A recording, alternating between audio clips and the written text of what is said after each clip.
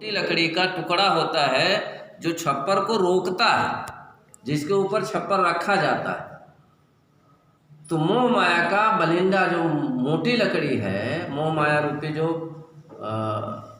उपकरण है मान लें, या लकड़ी का मोटा गट्ठर है, वो टूट जाता है, वो भी नष्ट हो जाता है। और तृष्णा छान परी घर ऊपर कुबुद्धि का भांडा फूटा। तृष्णा रूपी, तृष्णा जानते हैं ना? नहीं जानते। हमारे पास कुछ वस्तुएं हैं, कुछ चीज है। मान लीजिए हमारे पास 100 रुपये है, तो हम हमारा मन करता है कि हमारे पास सब जगह 200 हो जाए। 200 है तो हम चाहते हैं कि 500 हो जाए। कभी भी हमें उस संतुष्टि नहीं मिलती। मृग तृष्णा जानते होंगे कि नाभि में उसके वो मृग के हृदय नाभि में कस्तूरी पाई जाती है, जिसकी महक होती है, और उसको ढूंढता रहता है, मिलती नहीं, क्योंकि वो तो उसके हृदय अंदर है ना, और बाहर ढूंढने का प्रयास करता है। तो वही स्थिति हमारी है, हमें कभी भी संतुष्टि नहीं हो पाती है।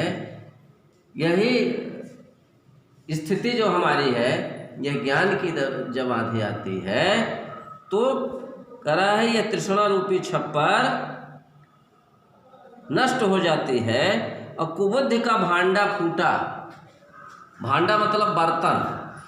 कुबुद्धि रूपी जो भांडा होता है, बर्तन होता है, छप्पर गिरेगा, थूनी टूटेगी, तमाम और विसंगतियां होंगी, उसके चलते अगर छप्पर के नीचे कोई सामान रहता है तो भी टूट टाट जाता है, नष्ट हो जाता है। तो वैसे हमारी कुबुद्धि रूपी जो बर्तन है वो टूट जाती है, अर्थात वो बिखर जाती है, वो भी, उसका भी विनाश हो जाता है। तो ज्ञान की जब आंधी आएगी तो खराब बुद्धि, कुबुद्धि जो है हमारे अंदर बुद्धि तो है, लेकिन हम उसका उपयोग सही रास्ते पर नहीं करते, गलत रास्ते पर ज़्यादा हम उपयोग करते हैं। बुद्धि का सदुपयोग नहीं करते हैं, दुरुपयोग करना चाहते हैं। तो जब हमारी बुद्धि का हम दुरुपयोग करेंगे तो दुरुपयोग करते समय हम अपनी बुद्धि को कुबुद्धि वाला ही तो कहेंगे। तो कबीर दास जी कहते हैं कि कुबुद्धि रूपी जो बर्तन है वो टूट गया, नष्ट हो गया, अर्थात हमारी बुद्धि निर्मल हो गई, विमल हो गई, स्वच्छ हो गई। और जोग जुगत कर संतों बाधी निर्चो चुए न पानी। कह रहे योग और युक्ति करके हमने ऐसा अब व्यवस्था बना ली, ऐसा बंधन बना लिया, ऐसा तरकीब अपना लिया है, निर्चो चुए न पानी, तनिक भी अब पानी चूने वाला नहीं रहेगा। कूड़ कपट काया का निक्ष्य, हर की गति जब जानी। ज्ञान रूपी जब प्रकाश आता है तो जो कूड़ा करकट, आंधी आने पर सब उड़ जाता है ना, तो ज्ञान का जब दीपक जलता है, ज्ञान का जब प्रकाश आता है, तो जो शरीर का कूड़ा करकट होता है, कूड़ कपट होता है, छल प्रपंच होता है, यह सब कुछ निकल जाता है। हर की गति जब जानी, और हर की गति जब जानी, ईश्वर की स्थिति के बारे में जब मुझे पता चला, तब ज्ञान हुआ, अंधकार दूर हुआ, ज्ञानता दूर हुई, और शरीर निर्मल हो जाती है, हमारा मन पवित्र हो जाता है, हृदय पवित्र हो जाता है। हृदय की जो गंदगी होती है, एक दूसरे से ईर्ष्या करना, द्वेष करना, हम अपने को कुछ इस तरह से जकड़े रहते हैं बंधन में, उससे हम मुक्ति नहीं पा सकते हैं। ये सारी स्थितियां खत्म हो जाती हैं। और आधी पीछे जो जल बूठा, प्रेम हरि जन भीजा। आधी समाप्त, आधी जब थोड़ा सा धीमी पड़ती है तो आप लोग देखते हैं आधी के साथ पानी भी आता है, बरसात भी होती है। तो जो जल बूठा, जो जल की बरसात होती है, जो पानी की वृष्टि होती है, प्रेम हरि जन भीना, तो जो हर की भक्ति रूपी जल की वृष्टि होती है, उससे जो हरिजन है, जो ईश्वर के भक्त हैं, वो भीग जाते हैं, रससिक्त हो जाते हैं, भक्ति से सराबोर हो जाते हैं। कहे कबीर भान के प्रकटे, उदित भया तम सीना। सूरदास जी कहते हैं, कबीरदास जी कहते हैं कि भान के प्रकटे, आंधी आई, बरसात हुई, अब सूर्योदय, सूर्य निकल आता है। तो भान के प्रकटे, सूर्य के प्रकट होने पर उदित भयातम सीना, सूर्य का प्रकाश चारों तरफ फैल जाता है। तम मतलब अंधकार, सीना मतलब क्षीण हो जाता है, खत्म हो जाता है, समाप्त हो जाता है। तो जैसे सूर्य के प्रकट होने पर उसकी किरणों का जो प्रकाश है, उसका प्रकाश है, समस्त अंधकार को नष्ट कर देती है। ठीक उसी तरह से जब भक्ति रूपी रस प्राप्त होती है, ज्ञान प्राप्त होता है, तो जितने प्रकार के द्वेष होते हैं, जो भी अज्ञानता है, अंधकार है, वो संपूर्ण रूप से नष्ट हो जाता है। ठीक है ना। अब अगला पद हम लोग देखते हैं। पंडित बात बदनते झूठा, विद्वान लोग झूठी बात कहते हैं। कबीरदास जी कहते हैं कुछ लोग जो विद्वान हैं वो झूठी बातें बताते हैं। राम कहा दुनिया गति पावे, खाड़ कहा मुख मीठा। केवल राम कह देने से दुनिया को गति मिल जाए, मतलब मोक्ष मिल जाए, और केवल गुड़ का नाम ले लीजिए आपका मुंह मीठा हो जाए, तो ये बातें तो सही नहीं है। जब तक आप गुड़ खाओगे नहीं, तब तक आपको गुड़ का स्वाद कैसे मिलेगा। जरूरी होता है कि उसको ग्रहण करें, तभी तो उसके महत्व को समझ पाएंगे आप। राम राम चिल्लाते रहो, राम के नाम का महत्व न जानो, तो फिर दुनिया से आपको सदगत नहीं मिलने वाली है। दुनिया से आपको एक तरह से आपकी आत्मा परमात्मा से मिलने वाली नहीं। पावक कहा पाव जे दाझे, जल कह तृषा बुझाई। आप अग्नि का नाम ले लीजिए और आपका पैर जल जाए, ऐसा संभव है? संभव है नहीं ना। और केवल प्यास लगी हो आप, और जल का नाम ले लीजिए, पानी कह लीजिए, तो पानी कहने मात्र से आपकी न तो प्यास बुझेगी, अग्नि का नाम लेने से आपके पैर भी नहीं जलेंगे।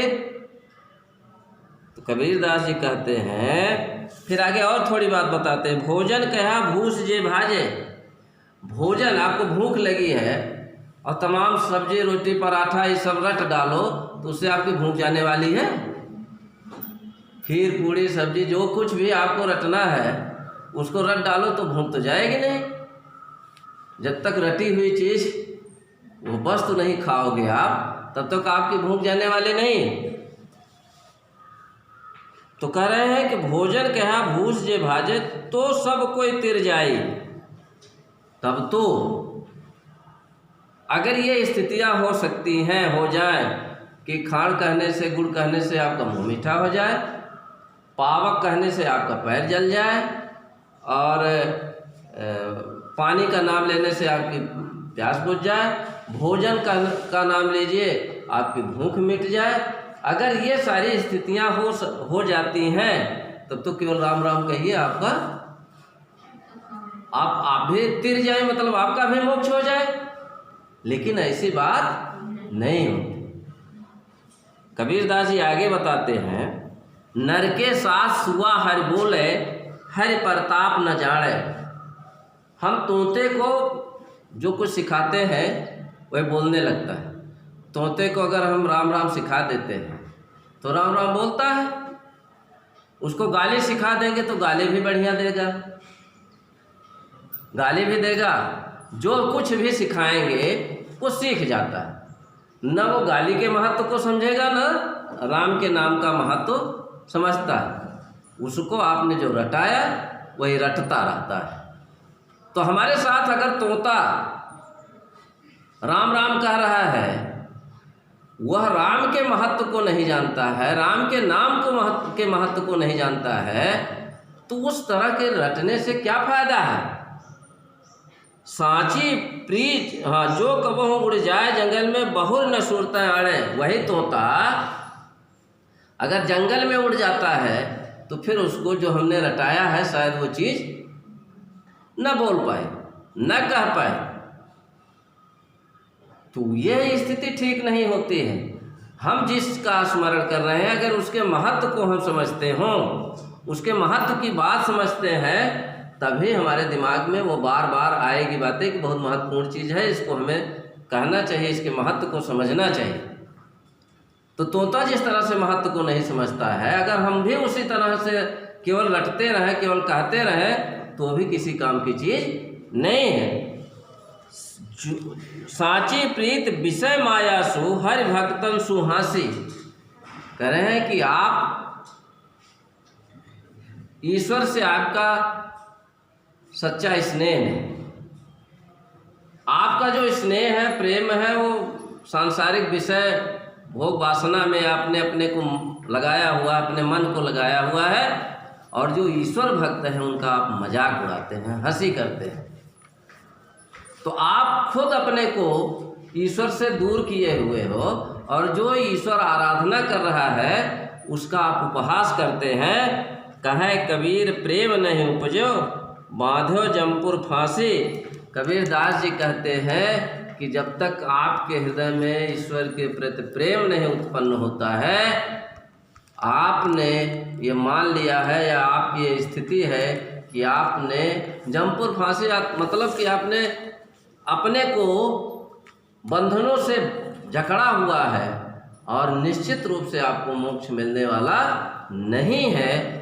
जब तक आप ईश्वर की आराधना सच्चे मन से नहीं करते हैं, ईश्वर के महत्व को नहीं समझते हैं, तब तक आपको इस संसार से मुक्ति मिलने वाली नहीं है।